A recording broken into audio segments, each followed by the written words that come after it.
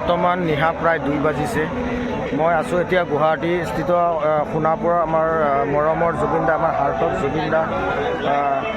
জুবিনদাৰ সমাধিস্থল। এতিয়া চব ইয়াত অগণন জনতাই ভিৰ কৰি আছে, তাৰ গণমুগ্ধই ভিৰ কৰি আছে।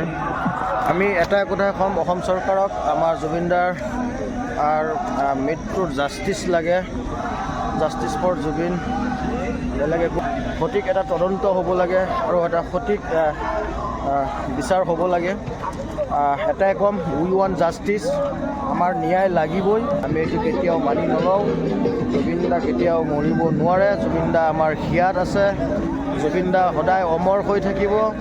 আমাৰ হিয়াৰ আমোতো জুবিনদা কেতিয়াও মৃত্যু হ'ব নালাগে, জুবিনদা সদায় অমৰ থাকিব। আমি অসম চৰকাৰক এটাই অনুৰোধ জনাম, এটা সঠিক তদন্ত ল'ব লাগে।